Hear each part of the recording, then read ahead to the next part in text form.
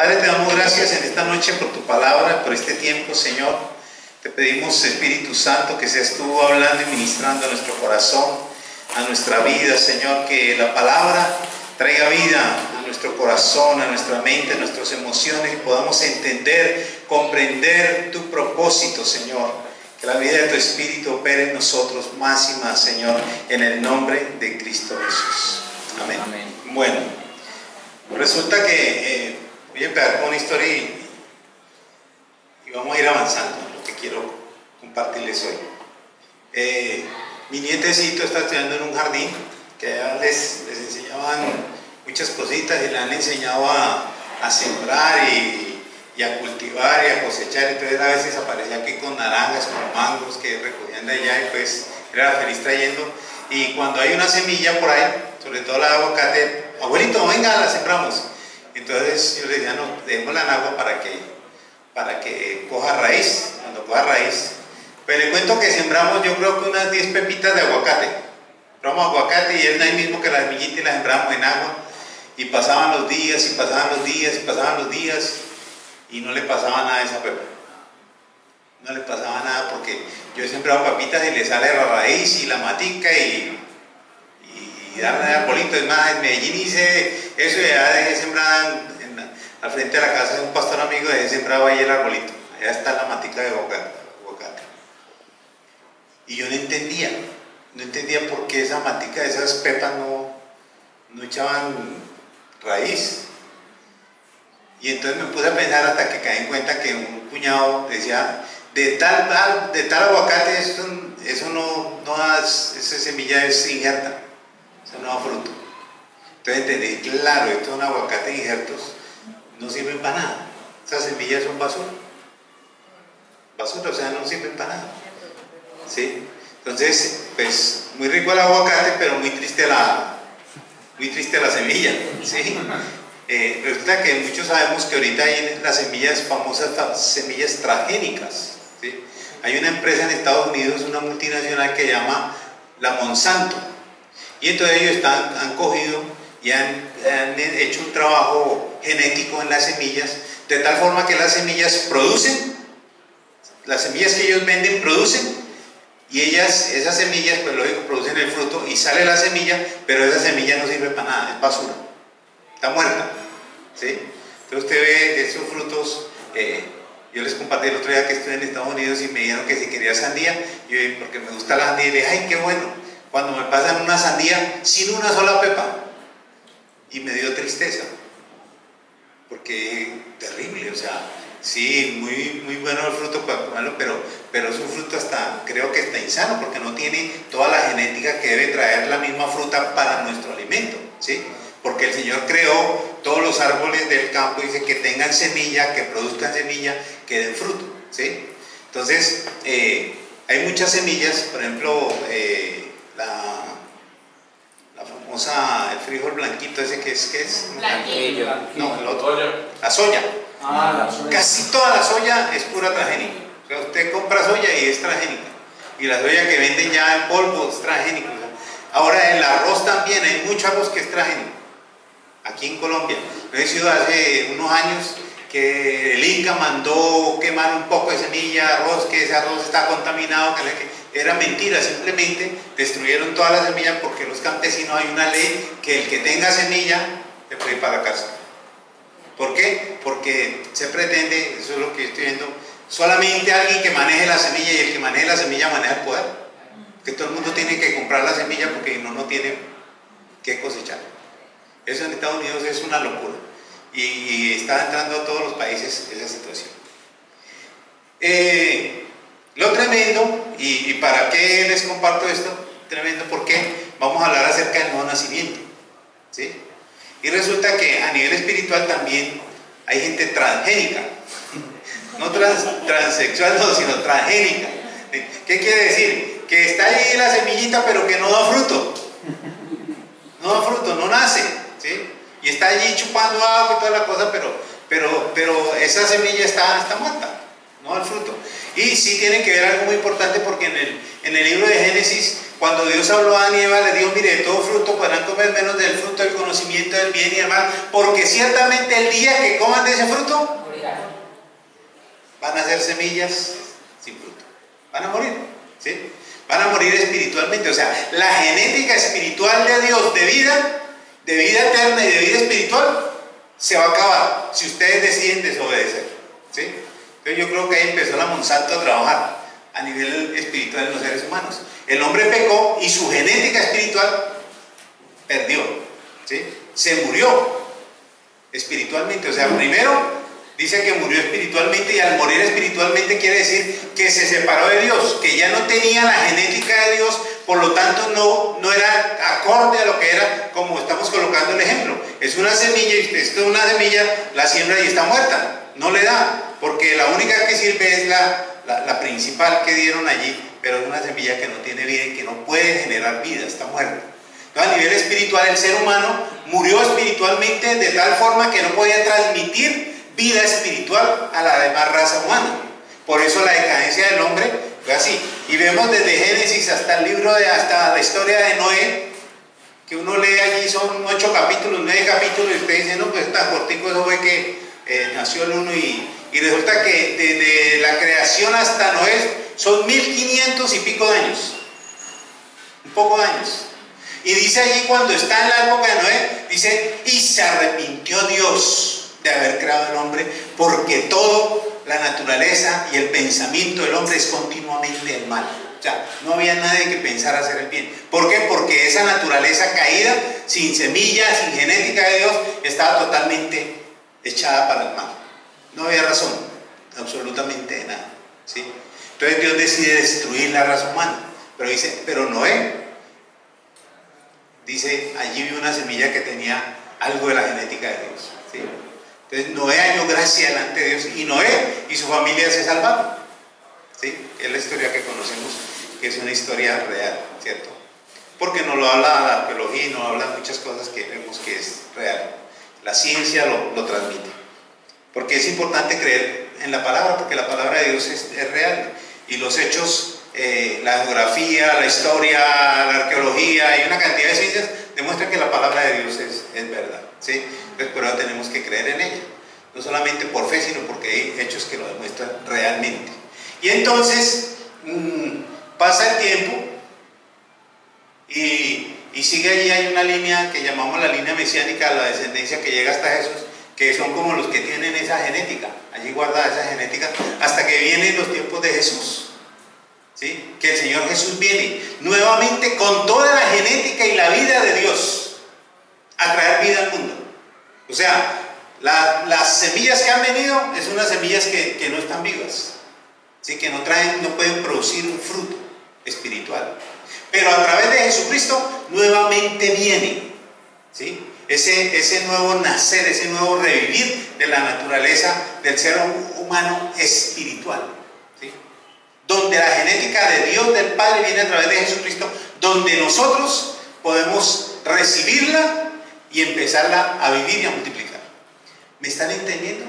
¿Sí? Porque de pronto se me complica. O sea, si estoy haciendo bien la comparación, que no se me vayan a confundir, ¿sí? Entonces, habla acerca, allí aparece en el libro de Juan capítulo 3, del 1 al 8, acerca del nuevo nacimiento, que es lo que vamos a hablar hoy, ¿sí? ¿Por qué el nuevo nacimiento? Porque es que había algo muy importante, y el Señor Jesús habla acerca de Juan el Bautista,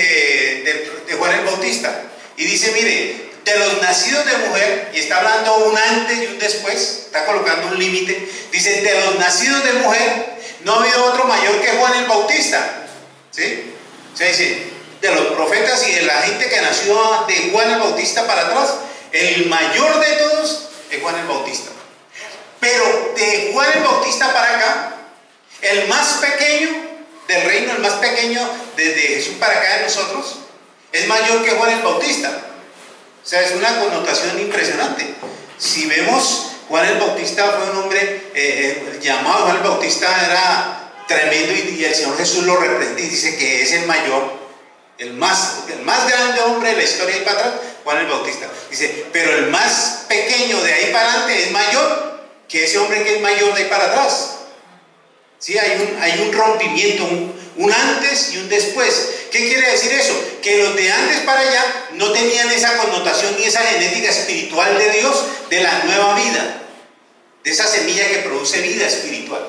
Dice, a partir de allí, el más pequeño en el reino que abraza, que entrega su vida a Jesús, es mayor. ¿Por qué motivo? Porque el Espíritu Santo viene a morar dentro de nosotros, viene esa genética, esa cápsula de vida y se engendra en nosotros para poder tener la semilla para producir vida a otros, ¿sí? Por eso el Señor Jesús dice, ustedes son la luz del mundo. Cuando Él dice, yo soy la luz del mundo, el que cree en mí no andará en tinieblas, y después dice, ustedes son la luz del mundo, ustedes son la sal de la tierra. Entonces empieza a haber una connotación de que esa semilla que entró en nosotros, Jesucristo, empieza a dar vida en nosotros y a transmitir nosotros vida hacia otros. Amén. ¿Sí me comprenden? Entonces vemos el pasaje y tenemos que leerlo de Juan capítulo 3.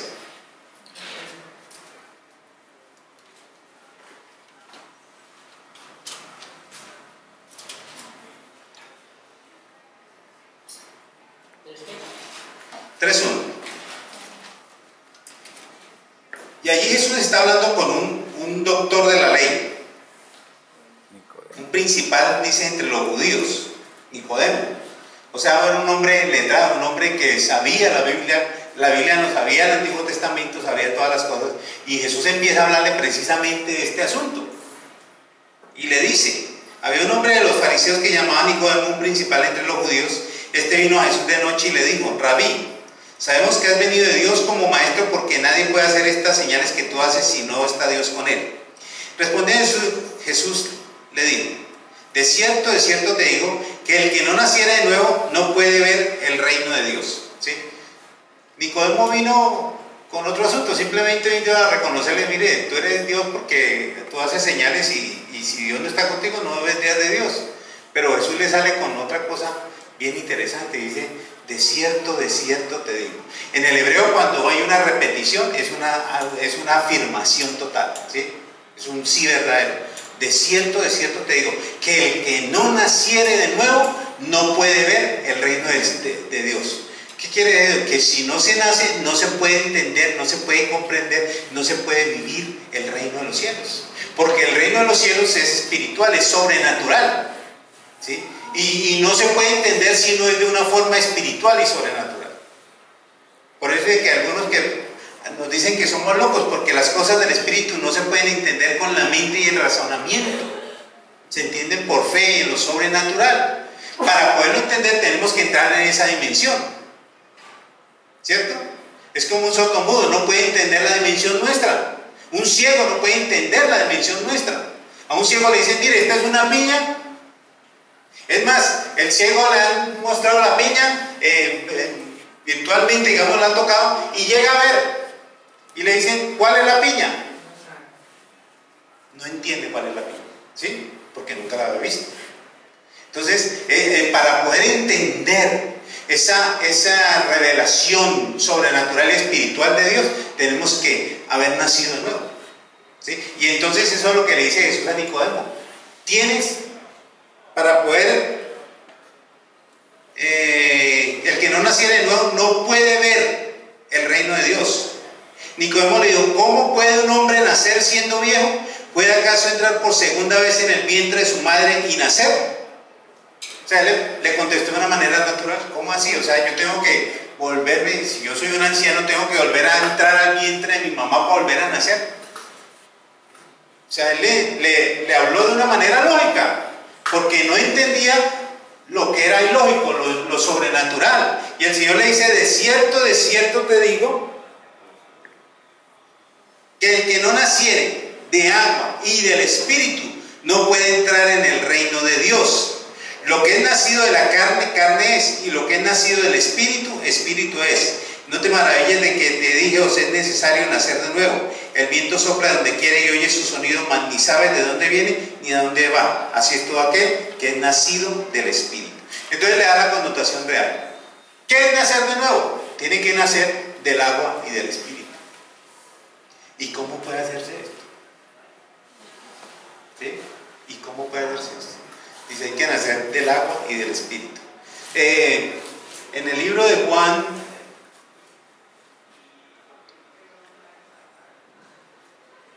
(3:16), ahí seguimos, pasamos a la siguiente página. ¿Cómo puede hacerse esto? 3:16 dice: porque de tal manera amó Dios al mundo que ha dado a su Hijo unigénito, para que todo aquel que en Él cree no se pierda, mas tenga vida eterna. Porque no envió Dios a su Hijo, porque no envió Dios a su Hijo al mundo para condenar al mundo, sino para que el mundo sea salvo por Él. El que en Él cree no es condenado, pero el que no cree ya ha sido condenado, porque no ha creído en el nombre del unigénito Hijo de Dios. Y esta es la condenación, que la luz vino al mundo y los hombres amaron más las tinieblas que la luz, porque sus obras eran malas. Porque todo aquel que hace lo malo aborrece la luz y no viene a la luz, para que sus obras no sean reprendidas. Mas el que practica la verdad viene a la luz para que sea manifiesto que sus obras son hechas en Dios. Entonces, es muy claro allí, dice: porque no envió a condenar al mundo, sino para que el mundo sea salvo por Él. El que en Él cree no es condenado. O sea, ¿cómo nacemos de nuevo? Creyendo. Ahora, la connotación de creer, ¿qué es creer? Ver lo que no ha sido. Ahora, si vamos a la esencia de la palabra, al tiempo de la escritura de la palabra creer, cuando alguien creía, tenía un entendimiento pleno de lo que estaba haciendo, ¿sí? O sea, el creer era un sí incondicional. Así le dijeron todo lo contrario, sí, punto. No era más, por eso esa palabra, la parte del hebreo cuando es desierto quiere decir es sí y punto. Por eso cuando también dice el Señor, tú sí debes ser sí y tú no debes ser no. O sea, ¿usted creyó o no creyó? Punto. ¿Sí? En el Señor no hay términos medios, como que yo creo, como que no creo, como que tal vez sí o como que tal vez no. En el libro de Apocalipsis dice que es mejor ser frío o caliente, pero que a los tibios Dios los vomitará de su boca. Es aborrecible para Dios término medio. En Dios no hay término medio. O usted creyó o usted no creyó, punto. ¿Sí? Pero aquí cuando dice a los que creen es sí, yo creo que Jesucristo es el Hijo de Dios. Punto. Muchos creen que Jesucristo es el maestro, es el profeta, es el iluminado, el carpintero de Nazaret, pero Jesucristo no es ni el carpintero, no es el profeta, no es el maestro. Jesucristo es Dios. Y si no creemos que Jesucristo es Dios, pues no pasa nada. ¿Sí? No va a pasar nada. Si yo no creo que Jesucristo es Dios, allí parte el principio de mi nuevo nacimiento. Si no creo que Él es el que me puede dar vida eterna, no pasa nada. Si no creo que Él es el único camino, no pasa nada. Porque Él dijo, yo soy el camino, la verdad y la vida, y nadie puede ir al Padre sino a través de mí. No hay otra forma. Entonces cuando habla de creer, es esto. Yo creo lo que dice la palabra. Yo creo que Jesucristo es el Hijo de Dios, es el Hijo del Padre. Yo creo que lo envió al mundo a salvarme. Si yo no creo, nunca voy a experimentar algo nuevo en mi vida. Puedo seguir siendo la semilla transgénica. Ahí está la semilla. Y usted puede tener la semilla como tenía ese aguacatico allí, esa semilla allí. Échele agua y nada, no pasaba nada. No daba vida, estaba muerto. Y tristemente en las iglesias cristianas hay mucha gente que está allí. Está allí, sigue allí y no pasa nada. Su vida sigue siendo igual. Y como el dicho por ahí, fulanito tal, usted está igualito, no cambia. ¿Sí? Que uno le dice al halago a una persona, pero espiritualmente le está diciendo, una verdad, no está pasando nada en su vida, no hay fruto, no hay transformación, no hay cambio. Porque el que está en Cristo, dice la Escritura, nueva criatura es.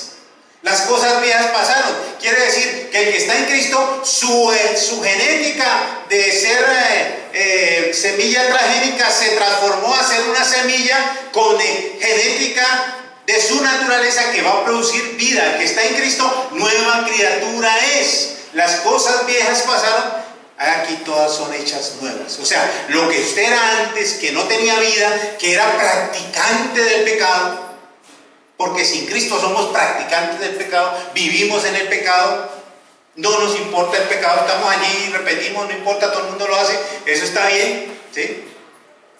Pero el que está en Cristo es nueva criatura y dice, el pecado, yo estoy mal. Por lo menos a mí me ocurrió eso así. Cuando yo recibí a Cristo, mi vida fue transformada y yo digo, experimenté ese día del nuevo nacimiento, porque ese día dije, miserable, yo soy un pecador. Lo que estoy haciendo está mal hecho.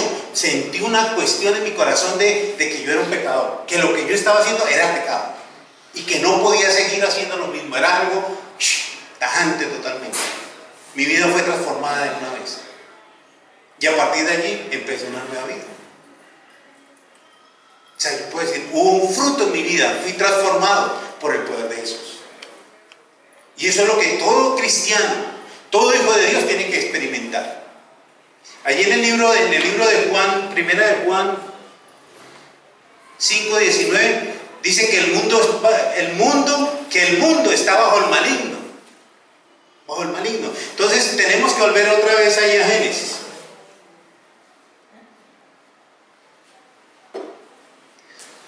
Volvemos a Génesis para hablar de la Monsanto. ¿Quién es la Monsanto? La Monsanto es Satanás.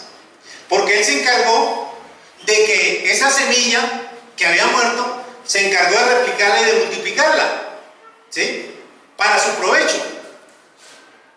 Para su provecho. Entonces, cuando Adán, mire, cuando Dios creó a Adán, primero creó todo, ¿no? Creó las semillas, creó los árboles, creó los frutos, creó los animales, creó todo, y todo lo dejó listo y preparado, la salacuna especial para su hijo.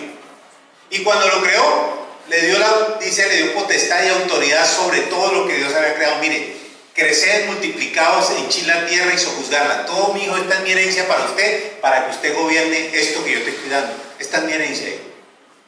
¿Qué hizo el hijo? ¿A quién le entregó su herencia? ¿A quién decidió obedecer? A Satanás. Porque él desobedeció a Satanás, desobedeció al Padre y obedeció a Satanás, creyéndole a Satanás y comiendo el fruto que Dios le había dicho que no comiera. ¿Sí? Y entonces a partir de allí fue la herencia, de decir, lo que Dios me dio a mí, a Adán como hijo, ahora se lo entrego a Satanás. ¿Sí? Por eso Satanás es llamado aquí en la Biblia el príncipe de este mundo, porque el príncipe de este mundo era Adán, pero él le dio la primogenitura a Satanás. Por eso allí en 1 Juan 5:19 dice, el mundo está bajo el maligno. ¿Sí? O sea, todo el mundo está bajo el maligno. Como todo el mundo está bajo el maligno, Satanás se encarga de hacer muchas cosas muy parecidas. Él es el imitador, el engañador, pero él es la industria china, que hacen todas las cosas muy parecidas con la misma marca, pero de una calidad muy mínima y por lo tanto los costos también son baratos, ¿sí? Si hoy compro una Nike en la fábrica de Nike, me sale costosísimo, pero si la voy a comprar allí en San Andresito, la misma zapatilla me vale 40,000, 50,000 pesos. Una máquina. ¿Sí? Están bien transformadas y cualquiera dirá que es lo mismo, pero no es lo mismo porque es diferente calidad, ¿cierto? Entonces, eso es lo que ha hecho Satanás. Satanás hace muchas imitaciones de Dios y de las cosas de Dios. Por eso hay gente que cree en Dios a su manera, ¿sí? No es que a mí me gusta creer en Dios porque aquí está Dios con estos dibujitos, no que las matas, no que los ángeles, o sea, muchas imitaciones. Pero esas imitaciones están fuera de la palabra. Mire, el cuento es el siguiente, que si usted no conoce el manual de Dios, la palabra de Dios, usted puede ser engañado por el enemigo, como dicen por ahí, que le metan el dedo a la boca, muy facilito. ¿Por qué? Porque uno está acostumbrado a ver las señales, las maravillas y los prodigios, y si ocurre algo sobrenatural dice, uy, eso es de Dios. Pero Satanás también hace cosas sobrenaturales y necesariamente no son de Dios. Amén. Amén. Entonces por eso tenemos que mirar, porque la palabra de Dios nos enseña claramente, el manual de Dios, cuál es el camino, cuál es la verdad y cuál es la vida. ¿Sí? Y si caminamos conforme a los parámetros de Dios, entonces no nos vamos a equivocar y no nos vamos a perder del camino. Puede ser un predicador famoso, puede ser el hombre de televisión, puede ser el hombre más famoso que hable de Dios, pero si no está conforme a la palabra de Dios, está enseñando una equivocación y mucha gente está caminando por ella. Porque no tenemos que creerle a los hombres, tenemos que creerle al Señor y a su palabra. Amén. Amén. Entonces no es para que me crean a mí, es que usted tiene que leer la palabra, tiene que estudiar la palabra, porque la palabra es personal para cada uno de nosotros. El Dios que tenemos es un Dios personal, personal, y nos creó únicos, únicos. Yo no sé si usted no sabía esto, pero usted es único en toda la creación de Dios. O sea, desde Adán hasta hoy y hasta el futuro, usted es único. No hay otro ser como usted. Claro que sí se parece a los demás. Tiene ojos, pies, cabeza, tronco, extremidades, ¿sí? Pero es único. Tiene unos ojos únicos. No hay otros ojos, no los habrá, ni los hubo. Los suyos son únicos. ¿Sí? ¿Se han visto allá cuando colocan que el sensor de la iris? ¿Sí? Usted es único. La huella, su huella es única. Su timbre de voz es único. No lo ha habido, no lo hay, ni lo va a haber. Usted es el único. ¿No han visto a las mamás que hay por un barullo, hay 500 niños, pero mi hijo, ¡mamá! Ahí está mi hijo, ¿cierto? Pregúntele a Ceci. Usted lo grita y por allá, ahí está su hijo, lo encuentra. Está viendo programas de animales y todo eso y muestran un ternero de un ¿qué? De un ciervo. Son como 3 millones de ciervos migrando de un lado a otro. Y va la mamá y se le perdió el hijo con tanta multitud y se devuelve y empieza a buscarlo y empieza a bramar.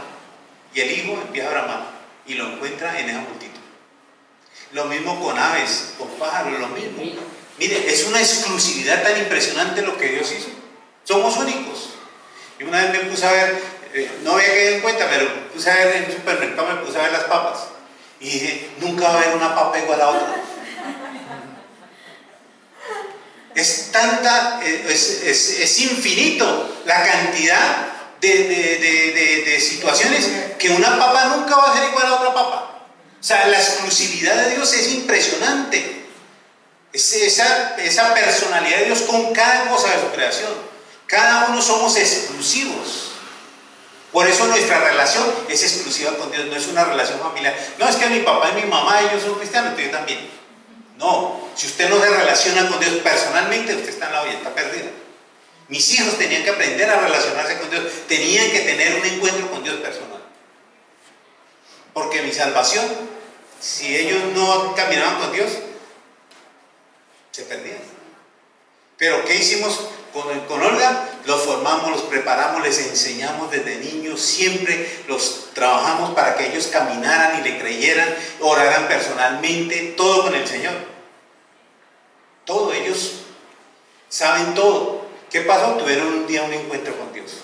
Porque déjenme decirle, nacieron en la iglesia, fueron creados en la iglesia, pero se apartaron. Iban a la iglesia, nunca faltaron un domingo a la iglesia, porque yo sí, a la iglesia. No quiero ir, qué pena, pero vamos para la iglesia. Nunca los dejamos que no fueran a la iglesia. Siempre estuvieron en la iglesia. Pero estaban enredados, estaban en el mundo. Sabíamos que estaban en el mundo y estábamos orando por ellos hasta que tuvieron un encuentro con Dios. Por ejemplo, Elías decía, papá, pero es que si hubiera nacido en la iglesia budista, yo era budista, y si hubiera nacido en la iglesia católica, era católico, y hubiera nacido en cualquier otra cosa, yo era eso. Pero nací aquí. Dije, papi, es que usted tiene que tener un encuentro con Dios. Tiene que buscar el encuentro con Dios. Y lo buscó y lo encontró. ¿Sí? Entonces, mire, hoy pensaba en eso. Mire, los musulmanes cogen sus hijos y los meten y les dan y les enseñan y los vuelven suicidas. ¿Usted imagina que es levantar un hijo para que se suicide? Eso es algo bien satánico. Levantar un hijo para que se suicide, y para ellos es lo máximo. Ya, mi hijo se suicidó y mató a otros. Mejor dicho, para ellos es lo máximo. Para nosotros lo máximo debe ser que nuestros hijos sí den su vida, pero por el Señor. ¿Sí? No que se suiciden por el Señor, que den su vida por el Señor. Debemos enseñarlos, debemos corregirlos, debemos prepararlos, saber cuál es la buena voluntad de Dios agradable y perfecta para sus vidas. O sea, debemos enseñarles. Por ejemplo, yo le doy gracias al Señor porque nuestros nuestros nietecitos todos los días oran, todos los días están abuelito o al papá o que quiera un cuento o un video, y ellos ponen video, ellos mismos colocan los videos allí en el celular de Sansón, de todas las historias bíblicas. Y oran. O sea, ellos están siendo preparados y sabemos que un día van a estar confrontados con su verdad con Dios. ¿Sí? Y mis amados, la verdad suya con Dios tiene que ser esa, de experimentar un nuevo nacimiento. Si usted no está viendo fruto en su vida, créame que usted tiene que buscar una transformación y un encuentro con Dios. Si no está en encuentro con Dios, usted no va a tener fruto. Usted mismo se va a dar cuenta del fruto en su vida. Usted mismo va a decir, yo tengo a Jesús en mi corazón. Mi vida es diferente ahora. Mi vida ha sido transformada. Lo que yo hacía antes ya no lo hago. Ahora lo malo, yo veo la maldad en mi corazón. Al menos cuando yo pienso algo malo, siento un redarguir en mi corazón. Porque han pasado dos cosas. Usted creyó y le entregó su vida a Jesús. Y lo segundo, el Espíritu Santo ha venido a morar en usted. Y si el Espíritu Santo está en usted, viene a bajar lo que dijo Jesús allí con Juan. De los nacidos de mujer mayor que Juan, no ha habido mayor que Juan. Pero en el reino, el más pequeño es mayor que Juan el Bautista. Porque el Espíritu Santo está morando dentro de nosotros. Si usted tiene el redarguir del Espíritu, si usted ha pensado en algo malo, usted siente en su corazón, esto es malo, esto es incorrecto, esto no está bien que lo haga, usted tiene el Espíritu Santo. Si usted pensó, esto no importa, lo hacemos, lo segundo no importa. Mire, un hermano que en este momento es pastor, un abogado, trabajando, le salió un contrato pues con el gobierno,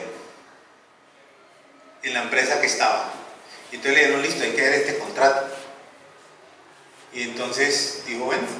Y entonces cuando le dijeron el famoso CBY, el 10% para el gobierno, dijo, no, yo no puedo ver porque es incorrecto. Perdió su puesto y empezó a pasar de situaciones difíciles. El hecho es que ahora tiene un puesto se gana como 8 millones al mes, sin ningún problema, porque él se supo mantener en lo que Dios le está enseñando en la palabra, ¿sí? En ser radical conforme a la palabra, porque Dios trae bendición sobre esto. O sea, la semilla nuestra tiene que cambiar, porque la semilla antigua, una semilla incorrecta, se prestaba para el pecado, se prestaba para el adulterio, se prestaba para la ilegalidad, se prestaba para el narcotráfico, para el homicidio, para tantas cosas. ¿De acuerdo a quién? Al maligno. Porque el mundo estaba al maligno. O sea, allí en el mundo cualquier cosa puede suceder y para todo el mundo está bien. ¿Sí? Desde que usted lo haga y no lo cojan, está bien. ¿Cierto? Por eso el mundo no nos ama. Por eso el mundo no nos entiende, por eso el mundo no nos comprende y por eso el mundo nos persigue. Porque, como dijo el Señor, nosotros no somos de este mundo. Nuestra naturaleza ya no es terrenal, sino es celestial. Amén. Amén. Pues, seguimos allí.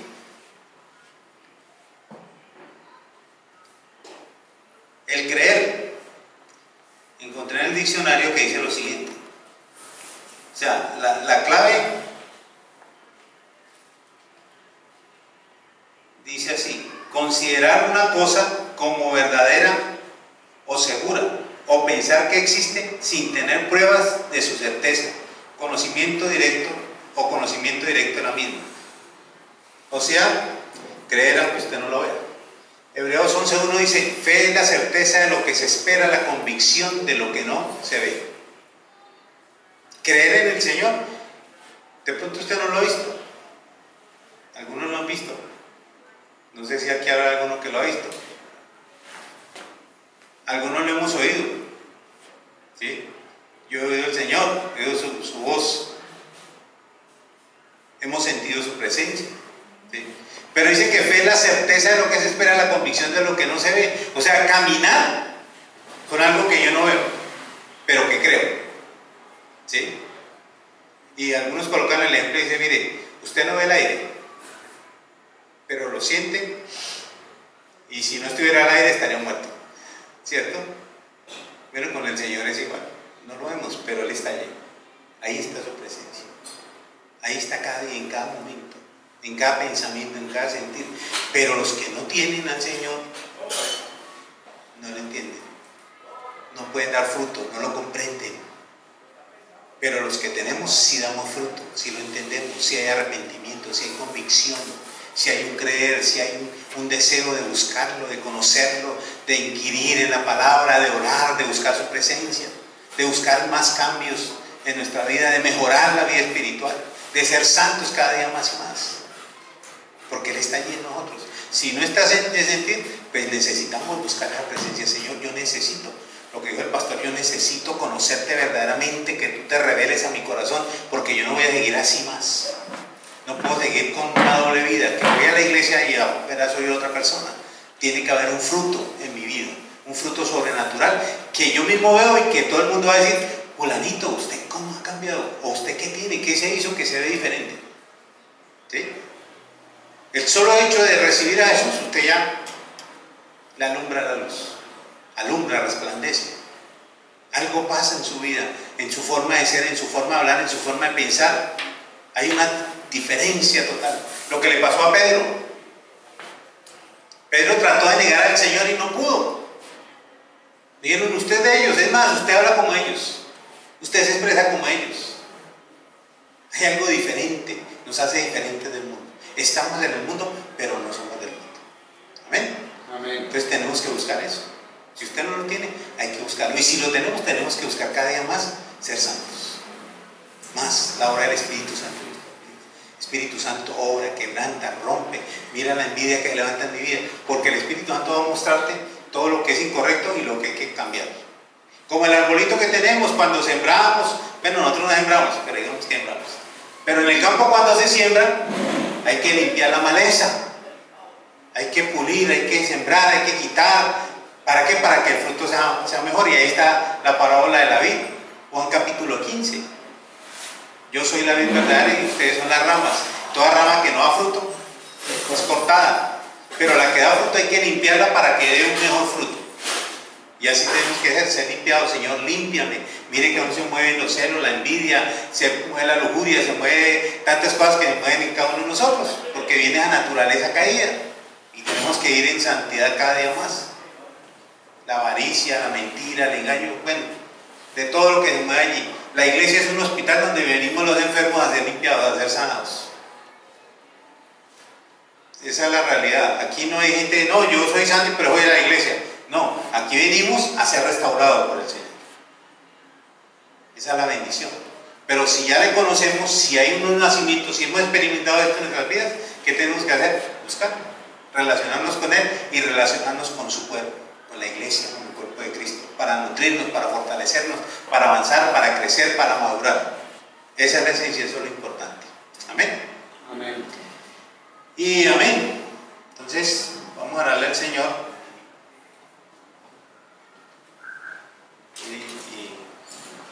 Y luego esto último. El creer mediante la fe hace.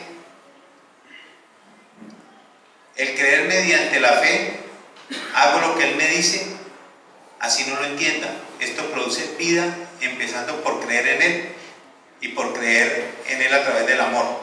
Que el primer fruto que se manifiesta en nuestras vidas al creer es el fruto del amor. ¿Sí? 1 Corintios capítulo 13. El amor todo lo puede, todo lo espera, todo lo soporta. El amor nunca dejará de ser. Dios es amor. Y el que ha nacido nuevo, ha nacido en el amor. Y les dejo esta escritura para que la lean en la casa. 1 Juan capítulo 5, de la 1 en adelante. 1 Juan. Yo siempre recomiendo a las personas cuando están comenzando o necesitan renovarse espiritualmente, que lean todo lo de Juan, el Evangelio de Juan y las epístolas de Juan. Miren nomás, 1 Juan capítulo 5, versículo 1. Todo aquel que cree en Jesús, todo aquel que cree que Jesús es el Cristo, es nacido de Dios. Y todo aquel que ama al que engendró, ama también al que ha sido engendrado por Él. En esto conocemos que amamos a los hijos de Dios cuando amamos a Dios y guardamos sus mandamientos. Amén. Entonces léase ese capítulo. Ojalá se lea todo, primera epístola de Juan, que todo habla sobre el amor. Mis amados, el Señor les bendiga. Vamos a orar. Padre, te damos gracias por esta noche, por tu palabra, Señor. Decimos tu palabra, Señor, que esta palabra traiga el fruto que tiene que dar en cada vida y en cada corazón, Señor. Yo bendigo mis hermanos, bendigo a cada uno en particular, Señor. Bendice sus vidas, Señor. Padre, que si hay una semilla, sea transformada esa semilla en semillas de vida, Señor, llenas de tu espíritu, para transformación de sus mentes, de sus cuerpos, de sus almas, para vida eterna en Cristo Jesús, en cada uno, Señor. Te damos gracias y te bendecimos, Señor. Bendice que esta palabra traiga el fruto que tiene que dar en Cristo Jesús. Gracias, Señor. Amén.